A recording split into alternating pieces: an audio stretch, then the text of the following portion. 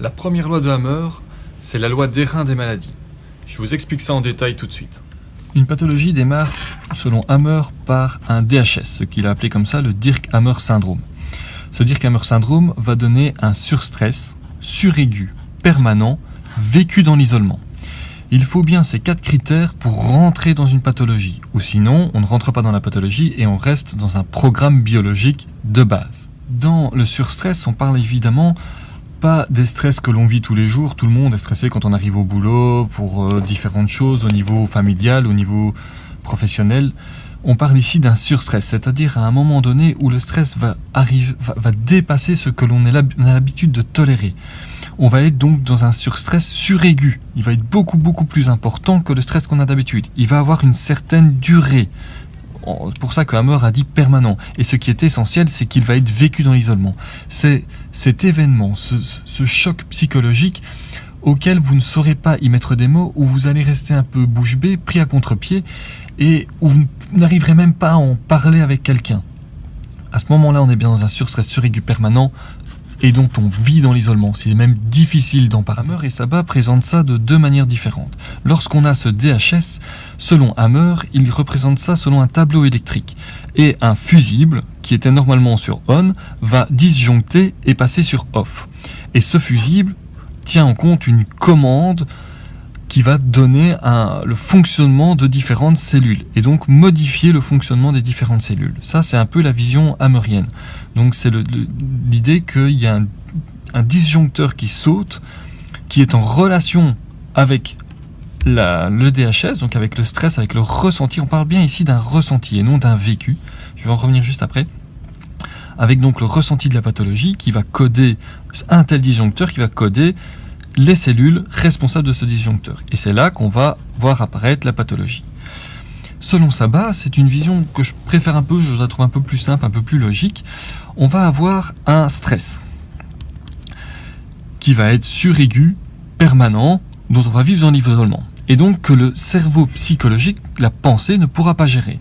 Comme la pensée ne peut pas gérer ce stress parce qu'il dépasse le stress habituel, elle va demander au cerveau biologique de gérer ce stress, et au cerveau archaïque. Et donc, en fonction du stress, on va cibler une certaine zone cérébrale qui code une certaine partie corporelle. Comme le cerveau ne peut pas agir sur le stress, il ne peut pas agir sur l'extérieur, il ne peut agir que sur l'intérieur, que sur la biologie, il va agir sur le corps. Et c'est là qu'on va avoir un programme biologique qui va se mettre en place et démarrer. Je vais prendre un exemple. Par exemple, vous vous disputez avec votre conjoint. Ça crie, ça hurle, ça gueule, presque se tape dessus pas loin.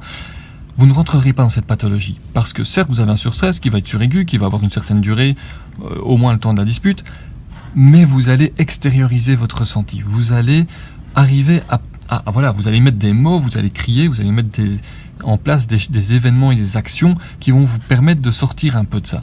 Et puis si c'est routinier et régulier, ce n'est même plus un surstress, ça devient presque un fonctionnement de base logique. Chez certains, malheureusement. Ce qui va vous faire rentrer dans une pathologie, ça va être ce surstress, c'est-à-dire cette sensation de conflit qui va s'installer, de dispute un peu qui va s'installer entre vous et votre conjoint, mais auquel où on sent que c'est une ambiance lourde, où on ne peut pas parler, où on va vivre un peu chacun notre émotion, refoulés l'un chez l'autre.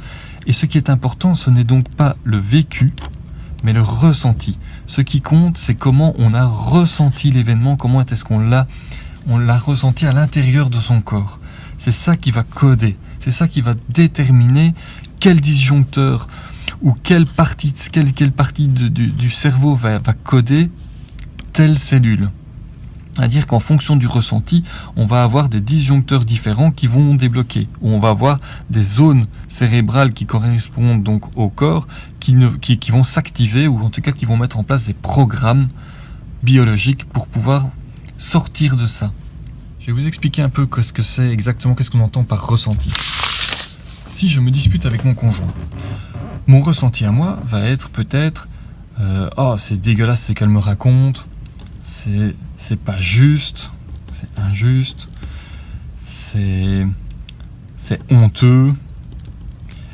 Chaque ressenti va décoder, par exemple dégueulasse, on va plutôt décoder le côlon, l'intestin grêle. L'injustice, on va être aussi probablement dans la rectum, dans ces eaux-là. vers le rectum. Honteux, aussi quelque chose de dégueulasse, on va être dans la même tonalité, plutôt dans ce qui est tout ce qui va être dégueulasse et qui va toucher le système digestif bas. Si pour elle son ressenti c'est ah non, je ne vais pas céder, je suis dans la résistance et ça me répugne un peu, c'est un peu dégueulasse ce que tu dis, ce que tu me reproches, là on va plutôt décoder par exemple le pancréas. Si maintenant un autre cas, je trouve que c'est j'ai du mal à digérer ce qu'elle me dit, à avaler ce qu'elle me raconte, donc à digérer ce qu'elle me reproche, à avaler les mots qu'elle me crache au visage, on va plutôt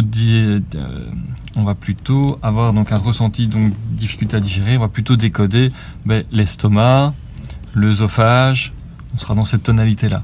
Ce qui montre bien que le ressenti et la manière dont on va ressentir l'événement, même si le vécu est le même, le ressenti va être différent et va coder des organes différents. C'est donc comme ça qu'on va rentrer dans la pathologie. On se rend compte donc que l'idéal pour vivre sans pathologie, ce serait de vivre sans stress suraigu permanent.